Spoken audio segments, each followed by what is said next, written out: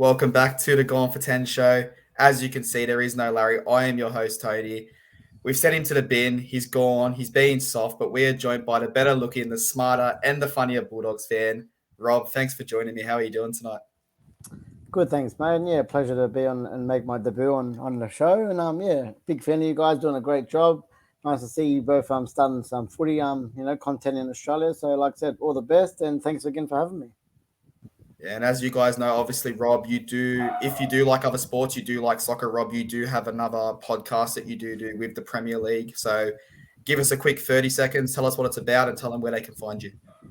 Look, man, it says mainly Premier League based, but we talk all things football. It's a football thing podcast. Me and two other mates, a Chelsea fan, an Arsenal fan, myself, a United fan. Like I said, just twice a week talking football, mate. So that's about it. Obviously, guys, if you do want that, we will chuck it in the comments in the sections at the bottom. So make sure you go across, follow, subscribe to them. They're climbing brilliant. But Rob, as you know, we're here to talk all things NRL, especially for the round that's just gone, which was round 4. So we'll quickly run through the results. We saw a very interesting game on the Thursday night, 8-6 to the Titans against the Tigers. The Sharks 18-0 against Newcastle. Penrith 26-12 against the Rabbits. Warriors 20-6 against Brisbane. Manly beat the Raiders 25-6. The Roosters beat the Cowboys 28-4. Your boys, which we'll get into later, went down 44-0 to Melbourne Storm. And obviously, we finished around with Parramatta flexing 48-14 against the Dragons. Now, I know you listen every week, Rob. We kind of do things a bit different. It's not the actual, we're going to review each game. We're going to jump into the 10 things we learned. And number one, I'm going to chuck it to you. It's a specialty. You're on the pod. I've been waiting to hear your opinion on this. Barrett needs to go. The Dogs have looked terrible for this season. What are your thoughts on Barrett? And obviously, you do have a bit of team news to talk about for this week.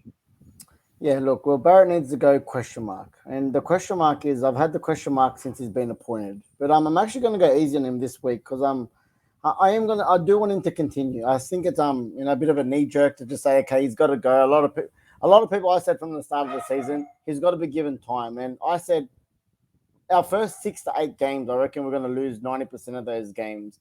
We got the first win, round 1. We're unlucky against the Broncos, round 2. 1 point difference against Manly at Brookvale. I thought that was a good performance. And to be honest, our first half against Storm wasn't terrible. Second half, completely different story, but they were just impenetrable. No matter what we've done and how many, sets of 6 we had there, their defense was just immense, man. And I reckon we could have been there for another 3 hours and still couldn't have broken them down. But look, second half, the wheels just kind of fell off, man. Everything was happening for them. Every time they went down our end, they were scoring. Every mistake, they were just absolutely capitalizing on it. It'll be a 100-meter try every 5 seconds. They'll kick it off, try again. And, obviously we've seen what the score was in the end. So, yeah, look, I do think give him a little bit more time. There's another 1 or 2 games. I think we got the Roosters coming up. We've got Bunnies still. We've still got a couple of those teams. But then after we kind of get over these, bang, bang, bang, from that 8 to bottom teams, we should be challenging because the football has improved since last year. But last year it was just boring, same stuff. There was no creativity. Obviously, we had a big turnaround in our roster this year. Again, a lot of people were giving us high hopes.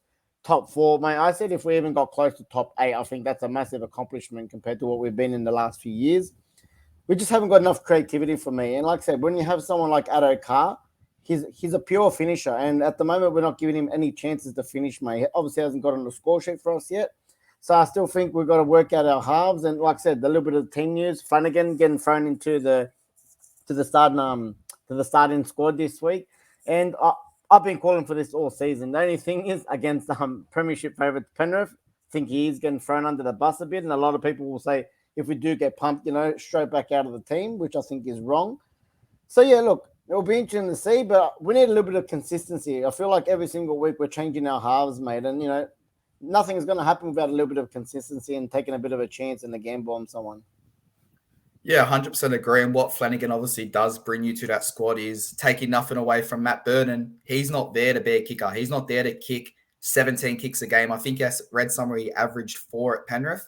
I think on the weekend he had 17 kicks in game. So that's not what he's there for. If you do eventually get over the line, it does give you a goal kicker that does strike quite well. So who knows? Games can be determined by 2 points, and bringing Flanagan in opens up a lot of potential. But we will move on, obviously, to point number 2, Rob. Mitchell Moses, Dylan Brown. they may just be the most informed half partners in this NRL at the moment. Now, obviously, Cleary has come back. That could change, but what we've seen against Melbourne, especially what we saw against the Dragons, it's safe to say that these two complement each other so well. And like I said, they're the most informed halves, and this could be the year that they could carry Parramatta to a title if they can continually gel for the rest of the season. What are your thoughts on that? Well, yeah, I think you wrapped that up pretty good yourself, man. But like I said, consistency is the big thing. We're only 4 rounds. It's only early days, They haven't had the hardest of games coming up yet. But yes, they definitely got the good chemistry together. And going forward, mate, if they continue that, then mate, they'll be definitely challenging at the top of the table this year. Okay, obviously moving on to another. I don't like him when it's State of Origin. Absolutely hate him. But Daly Cherry Evans, he got a massive rap from Ricky Stewart. He obviously, if you watch that game on the weekend, he has one of the best kicking games in the NRL. 240 20s, mate. Was it 240 20s. I think he's only one off the record for the most field goals in the NRL at the moment. He's just signed a 2-year extension, so he will be there till he is at least 35. So when they first gave him that 10-year contract, I was very skeptical when they poached him back from Titans, offered him $1 million a year. I was like, that's crazy money. But watching that game on the weekend, it's not a dumb decision. It's probably the best thing they've done, poaching him back from the Titans, Rob. Yeah, look, mate, he's a class player, and consistency again. I've been using that a lot tonight, and like I said, he's just a consistent player. He's so cool and calm with the ball, man. And like I said, how the 40-20s he kicked on the weekend, he meant that, and it was just with ease, mate. He wasn't even trying. Like I said, I just love him for his cool head, mate. He's just Mr. Ice in the veins, mate. Yeah, 100%. And obviously, if you're a Manly fan, especially with that news of obviously Trbojevic out for 4 weeks, this is probably more welcoming news now. You've got Daly Cherry Evans, and he is going to lead that team around the park. And I think if he can have that kicking game, it doesn't matter who you have at fullback. They've got the depth and the talent to cover that squad. So we'll move on to another team, Rob. Absolutely crazy. They missed the top 8 last year. They came in. There was talks that they might scrape into the top 8. The Sharks. I personally, this is number 4 that I learned this week. They're a top 4 smoky. They are a massive chance of making this top 4. 100% agree with you there, mate. Like I said, the past couple of games, like I said, what was it, 18-0 this week against Knights, was it? Against Newcastle, yep. Yep, their defense is looking really good now. Their attack, Aiden Tolman, mate, when he's scoring a try in his 300th game, that they're in for a good year, or they just look like they've got that team spirit there as well, mate. Really compact, really together in attack and defense. So I think that's a fair shout for a smoky in the top 4 this year. Yeah, and I think it just goes to show, obviously, the Bulldogs have signed big players, but the Sharks, on this hand, they've recruited, obviously, Nico Hines. They've brought in a few other players to complement Nico Hines, and we've seen a player that came across that originally we said he's a fullback. Then we said, okay, he's a 5'8". He's jumped into that halfback position. It's as if him and Moylan have played 40 games with each other. They're on the same page. They're passing the ball around. So I'll ask you, Larry. Larry. I'll ask you. It's the Bulldogs. It's the Bulldogs jersey, but I'll ask you, Rob. Is this something that there's a better culture at the Sharks, and that's why these two players are gelling so well? Because these two players did not play a trial game together. Their first game was round 1. Or is it just the coaching experience and, I guess, the unity around them that's helping them improve so much? Look, I think, again, combination of all, but I think it's just the unity in the team, mate. When you've got a happy dressing room and, the results are flowing as well, that obviously helps. Everything just flows and continues that way. Yeah, 100%. So we'll jump on number 5, the 5th thing we learned, the on-field and off-field drama of the Broncos. Now, there's no doubt that Flegler has talent. He's an up-and-coming player, but to come back from suspension, to be put on report 4 times, sent to the bin once, lucky not to get sent off, there's that on the field. And obviously we have been told, and there is reports coming out that Hassan Albert Kelly did get into a punch on. There was a punch thrown. They've got the players. They've arguably got the coaching staff around them that can take them into the top 8, can move them towards that glory. Obviously, if you want to talk from a different perspective from the Bulldogs who have been in this situation before, how much can on and off-field drama affect a team that does have the potential to make that top 8? Well, yeah, obviously from the Bulldogs, we've had our fair share of on and off the field dramas in our history. But again, I still think, it's just right now they're kind of in the limelight for these kind of off-field things. I think the club will get together. They'll probably have their meeting, trying to shut it out as quick as possible, if they win their next 1 or 2 games, everyone kind of forgets it, and the ball keeps rolling, and everyone kind of, when results are good, as we know, people forget about it. It's when the results are bad, they're always chucking another off-field thing like this. It looks bad. The culture starts getting a little bit of a darkness over it. So, look, if they swipe this under the floor and under the carpet pretty quick, no one will remember it in a couple of weeks. Yeah, 100%. Obviously, it will be interesting to see if suspensions do come out of this, but obviously they do have some pull power with Reynolds coming into that squad. So you hope that they can kind of palm these Finns off and they can move forward, because as much as we hate Queensland teams, when the Broncos are playing well, the NRL is very interesting because there's always that strong Queensland side. So moving into number 6, it is the Roosters. Mate. So I'm gonna let you go first here, because obviously I can be a bit biased, but from what I saw, there was some controversial calls. We'll get into that. We are leaving that till number 10, but the Roosters are slowly clicking, and I think that's due to the likes of Sam Walker, Tedesco, Luke Keary kind of staying out of each other's way. And if anything, what I saw on the weekend was Victor Radley took control, and they let Victor Radley control that game, and they just filled in the pieces around him. So I'll let you go first, Larry. You know what? I'm going to send myself for 10 if I keep calling you Larry. Don't wear a Bulldogs jersey anymore. Wear a Roosters jersey or something so I don't get you mixed up with Larry. That all good, man. All good. Look, the Roosters are class, and everyone knows that. For me, I have them in my top 3 teams to, finish this year. After obviously seeing them in round 1, what happened, I was a bit, okay, is this just a speed hump, or is this going to be a little bit consistent? And like I said, it's only round 4, early days. They're starting to pick up momentum. I think I had a quick look at the next couple games coming as well. Very winnable games. And once they get on the roll again, the Roosters are very hard to stop. And when you're scoring points like that, away in Townsville, and Tedesco is not on the score sheet, that you guys are doing all the right things. Yeah, 100%. And obviously, you bring up that next couple of games. We do obviously face Brisbane in Brisbane. We then play the Warriors at home. We then have the Dragons in obviously the Anzac Clash, followed by the Bulldogs and Titans. So you want to say that we win probably 75%, if not all those games. And we don't even remember round 1 if we win those games. We look at where we are and we go, wow, what a team. They've gelled, they've clicked. So I'm excited. There's good Finns to come for my team. Hopefully your team can gel, but we will move on to 2 teams that after Thursday night could rival the Bulldogs at the bottom of that table. It's the Titans and the Tigers. Wow. Now, I don't know if you watched that game, Rob, and I really hope you didn't, because you're a winner if you didn't watch that game. I was speaking to a mate and I said, oh, did you see the game? He goes, no, I watched the AFL. And it's the first time I've ever been jealous of someone watching the AFL, but that's going to be one of the worst games in NRL history, Rob, surely. Mate, I watched most of the game. Obviously, Thursday night footy, I watched quite a bit of it. And, it was more to, in and out, just to see the scores, obviously, for tips and stuff. But, look, I'm showing my age here, but this took me back to the early 90s. I remember there was a Doggies game against North Sydney Bears, mate, when Jason Taylor was in the team. This is how far back. I think the game finished 4-2 as well. And it was literally, who scored the most goal kicks for penalties that game. And this game took me right back. Mate, what was it? 78th minute. That was the most exciting, obviously. I had was it Titans, yeah. It was Titans, wasn't it? Yeah. Yeah, Titans, yeah. Yeah. Sorry, I had a bit of a mind thing. Yeah, that last kick, I'm like, he's gone to kick it, and I'm going, no, shocking kick. Hits the upright, comes back. The luckiest thing I've ever seen. I was obviously jumping just because I got my tip, and then at least the game finished on a bit of a high, but wow, absolutely snorefest, mate.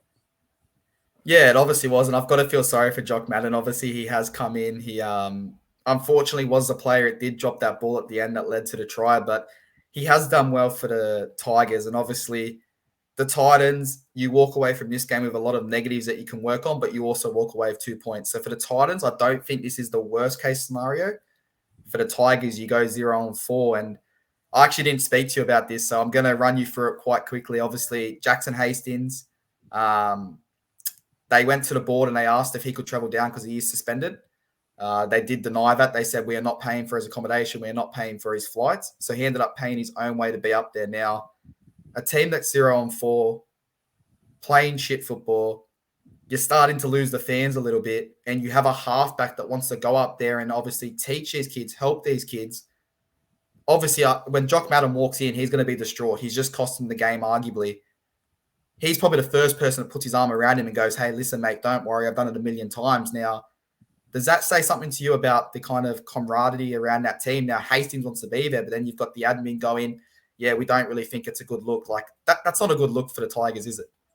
Mate, the Tigers are a club in crisis at the very minute. Like I said, we're just waiting to see if the manager's head rolls soon, mate. Because how much pressure is he on, mate? And little, he's probably thinking, Kim, come on, let me get over the line. I've got 2 minutes to get 2 points on the board, and they'll just relieve him.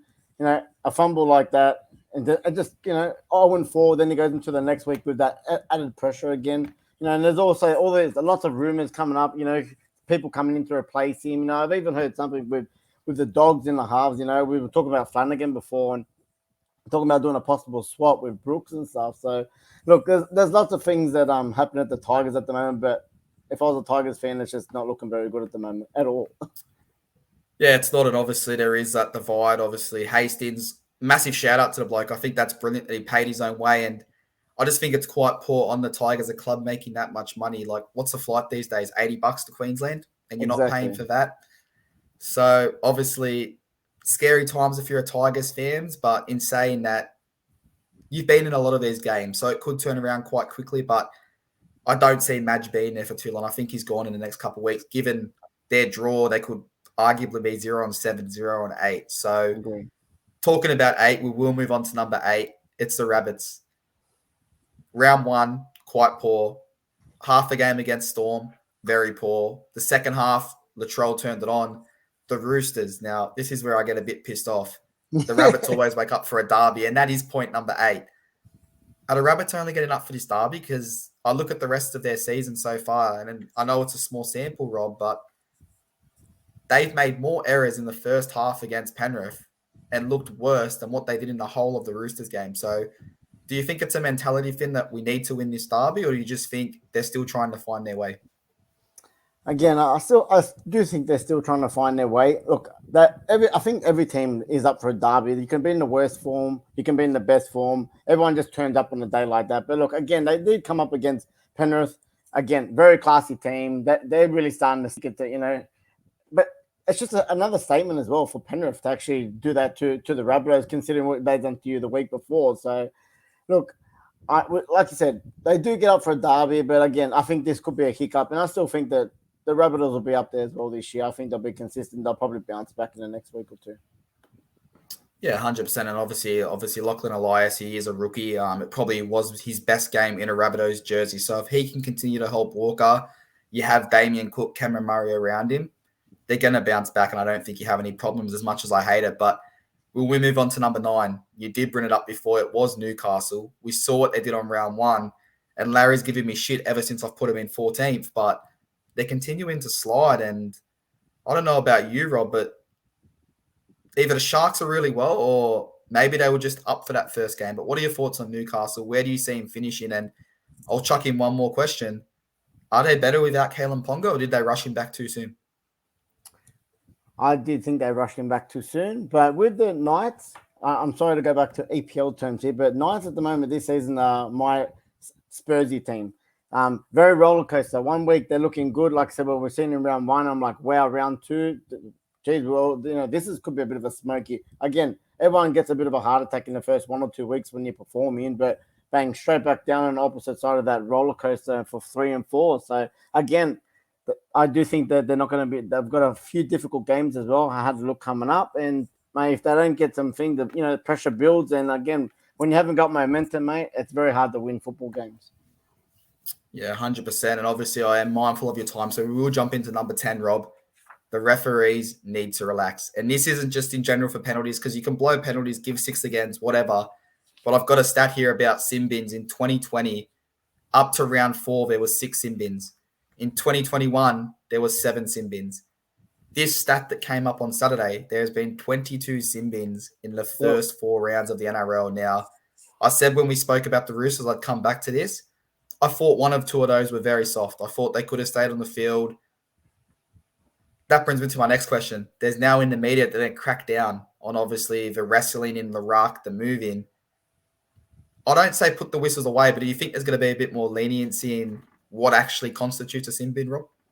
You have to, man. Like I said, I've done similar to the same thing before this thing. This week alone, 7 sin bins in a week. Like, you go back a few years ago, you would hear 7 in a season. Sometimes it would feel like, again, three alone in your game and 2 in the Broncos game as well. So, a sin bin now is just nearly like, okay, we've given you a couple chances on a penalty, we're going to put you in the bin. And like, when you see more than one in the game, it's just like, is it the players or the referee that are just being a bit too much about the whole situation? So yeah, look, some of them are very soft, and dogs straight off the bat. We copped one round one, and you understand, because you get a warning, the captain gets a warning. Look, mate, the boys are continuing inside the 10, fine, professional foul, but some of them are that soft, mate. Like I said, again, we watch a lot of Premier League, and you see every now and then a real soft penalty or something. But sometimes here, mate, I think they need to have like a VAR just on the call sometimes, just to see, look, was that really, unnecessary for a sin bin? So yeah. Yeah, I've got to agree with you. Obviously, I am biased when it comes to the Roosters, but I look at those 3 sin bins. I look obviously at the first one. Kiri probably milked it well. Tedesco, whoever it was, he's come on the inside. He's felt a little tug on his shoulder. He's gone down. But then I look at this. A kicker's putting up a kick, and now it's a dangerous precedence to send to obviously the teams. If you watch it in real time, he's kicked, he's hit. Now that's gone to the bin. Do you think we're putting too much emphasis on protecting the kickers, or do you think because of all the injuries and because of all, obviously, Mitchell Moses, when he did get targeted, do you think they're going, okay, if we can clean it up over 2-3 weeks, hopefully it'll be gone? Yeah, look, I think there's a lot of protection now, especially on the kickers. Obviously, a lot more injuries. It's not just that. We see the same with HIA head injuries over the years, mate. You get a little bump, bang, HIA. And like you said, round one, we went through half our team that were out with HIAs and went the call in the 18th man to come in. So in all that kind of injuries in general, they're coming back. They're really knuckling down on, safety in the game. But look, definitely on kickers is another one right behind HIAs and calls that they're protecting. And like I said, unless they've got to be consistent. That's the thing. If they're going to do it one week, they've got to do it the other week. Otherwise, it's just like any other game. Because then, the captain's going to come up and say, hey, last week this got called. He had 3 sin bins in this. One was off, 2 was not. Why are we not doing it in the next game? So, look, as long as there's consistency over the season, I think it'll be okay. Yeah, and obviously, okay, so that is the 10 fins. I agree with you massively, Rob. They need to make sure it's consistent, and that's been a common theme of what you've said today. So as long as there's consistency in our game, we're going to be happy. But like we are consistent, we try to keep these short and sweet. So we will wrap it up there. Those are the 10 fins that we did learn from round 4. Now, Rob, I'm going to test you to see if you've been listening. So if you are listening right now, you've got to hit that like button. You've got to hit that subscribe button. And Rob, what are we doing to them if they don't obviously hit that like and subscribe button? Going for there 10. We mate. go. They're going for 10.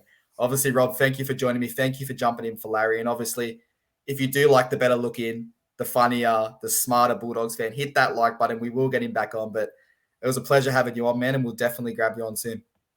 No worries. Cheers again. Thanks, mate.